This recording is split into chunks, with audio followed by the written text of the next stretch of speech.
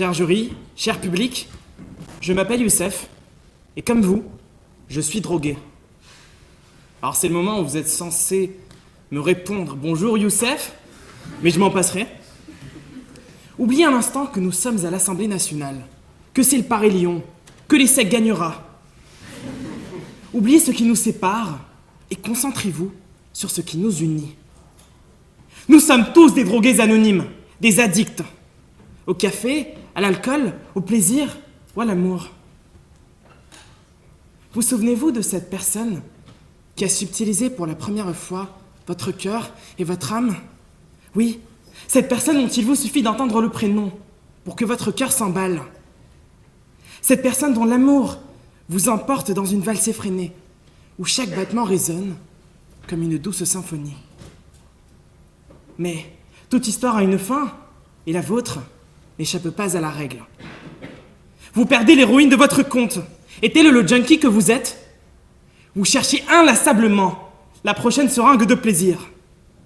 Vous voilà lancé dans cette quête désespérée qui transporte au sommet des cieux et précipite dans les abîmes les plus profonds. Mon ami de papier, enfant de Kundera, ce bon vieux Thomas, considère qu'aucune femme n'est pareille. Fasciné par le fragment d'unicité que chacune de ses conquêtes dévoile dans l'intimité, il se saisit de son scalpel imaginaire pour dénicher en chaque femme sa singularité. Ce plaisir toujours plus intense de découvrir la diversité infinie l'épuisera et le conduira à sa propre perte. Une mort quelconque pour ce grand chirurgien asservi par son propre plaisir.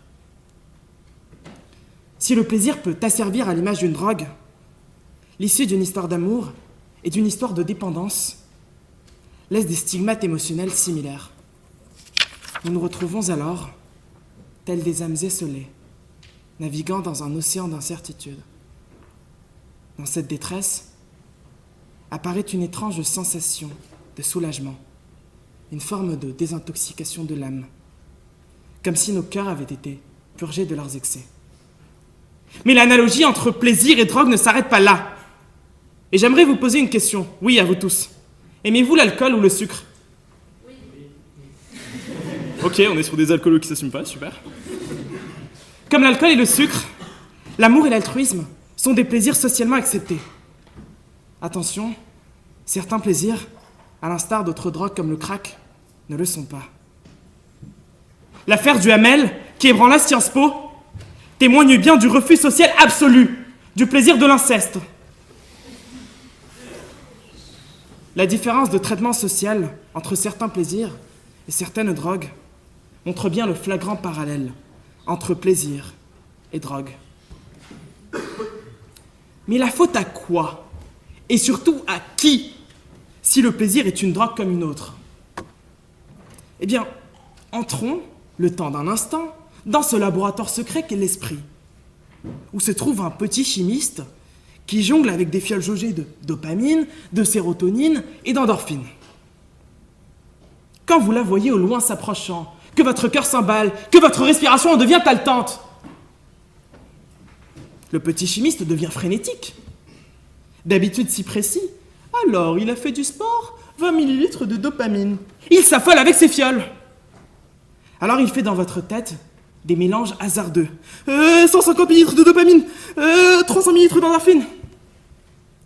Enivré par ces hormones, plongé dans une quiétude jamais soupçonnée, vous êtes si bien dans cet havre de béatitude que tout ce que vous souhaitez, c'est d'y retourner encore et encore. Mais je vous en conjure, ne voyez pas dans mon discours une injonction au sevrage. Oui, le plaisir est une drogue comme une autre, comme les autres. Mais ne peut-on pas le consommer avec modération? Le secret de l'existence ne réside-t-il pas justement dans une valse subtile entre modération et délectation? Alors, chers compagnons d'ivresse, goûtons, vivons, aventurons-nous là où nous n'avons jamais été. Levons donc haut, très haut nos verres. Suivons le conseil du poète et enivrons-nous. Santé.